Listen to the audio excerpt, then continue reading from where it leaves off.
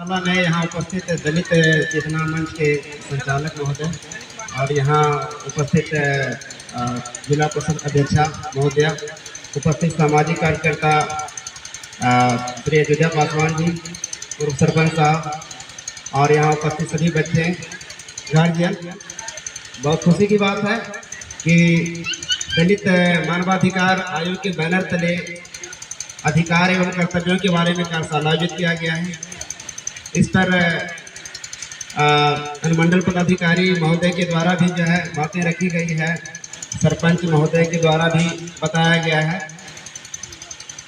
आपको मेरे विभागों के बारे में बताने के लिए कुछ बातें रखने के लिए बोला गया है। पंचायती राज विभाग के बारे में मैं बता देता हूँ, लेकिन इन विभागों के बताने के पूर्व जो है कुछ अधिकार कर्तव्यों के बारे में मैं भी चर्चा कर देता हूँ। भारतीय संविधान में जो मौलिक अधिकार दिया गया है और 6 अधिकार दिया गया है। हम सभी बच्चे से अनुरोध करेंगे, सभी अभिभावक यहाँ जो शिक्षक हैं सभी से आग्रह है, अनुरोध है कि इन बच्चों को अधिकार के बारे में जरूर बताएं। जो मौलिक अधिकार है उसके बारे में जरूर बताएं। मौलिक अधिकार, मौलिक कर्तव्य, संविधान का 2 ऐसा पार्ट है, दोनों जरूर बताएं, जरूर पढ़ाएं, क्योंकि सारा में सभी अधिकारों के बारे में चर्चा किया गया है और विशेषकर संविधान की प्रस्तावना पढ़ें। संविधान की प्रस्तावना ही समस्त अधिकारों की कुंजी है। उसकी व्याख्या पढ़ेंगे तो एक बातों का जिक्र किया गया है, पूरे संविधान की चर्चा किया गया है। तो आप लोग संविधान पढ़ें और संविधान के द्वारा जो भी उसमें अधिकार दिए गए हैं उसका अध्ययन करें। संविधान में दिए गए शिक्षा का अधिकार, तो शिक्षा पाने का अधिकार सबको है, जैसा कि अनुमंडल पदाधिकारी महोदय के द्वारा भी बताया गया है कि 0 से 14 वर्ष के बच्चों को जो है मुफ्त एवं अनिवार्य शिक्षा की व्यवस्था की गई है। ये संविधान में लिखा गया है, ठीक है। आपको पता है कि सदियों से पहले, सदियों पूर्व जो है शिक्षा के अधिकार से जो है जो दलित तबके थे, एक विशेष खास आबादी के लोग जो थे वो वंचित थे, ठीक है। संविधान बनने के बाद जो है उसमें प्रावधान किया गया है कि शिक्षा एक अनिवार्य, ठीक है, विषय है, इसे पाना सभी का अधिकार है, ठीक है।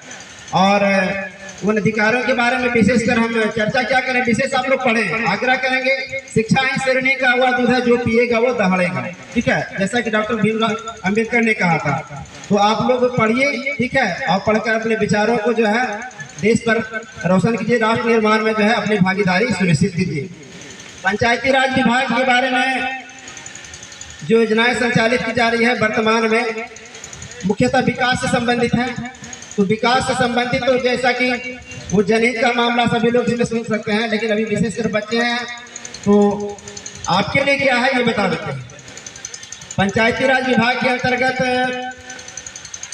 कुछ बच्चे के लिए, विकास के लिए जो स्कीम आए हैं, जैसे पुस्तकालय होगा, सभी पंचायतों में सुनिश्चित विभाग के द्वारा सुनिश्चित कराया गया है कि सभी पंचायतों में बच्चों के पठन पाठन के लिए पुस्तकालय की व्यवस्था की जाएगी।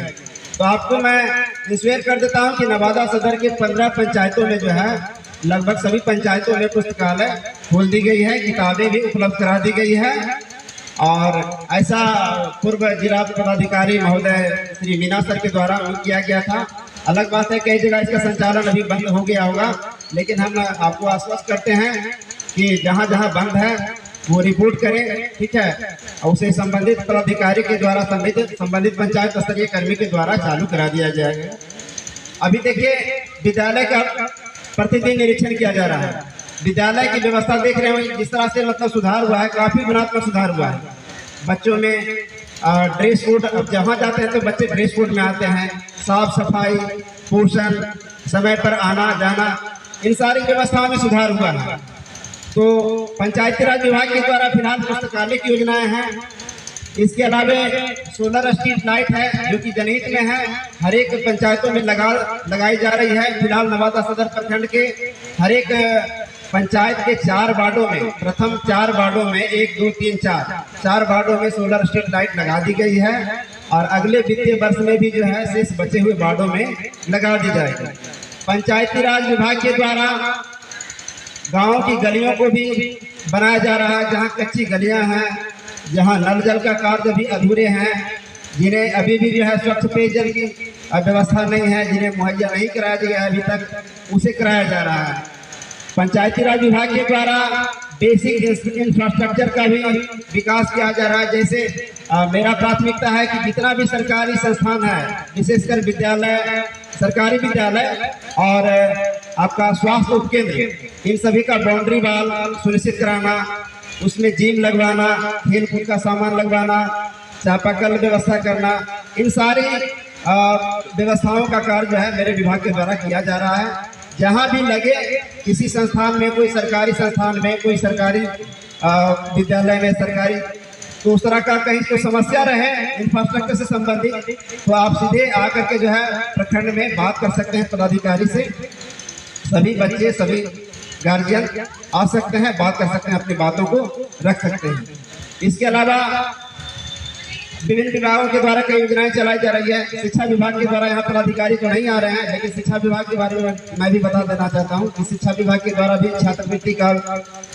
छात्रवृत्ति हो गया, मुफ्त किताबें हो गया, ये सारी व्यवस्थाएं मतलब जो है उपलब्ध कराई गई है। ठीक है, तो इन अधिकारों के बारे में कब जाने?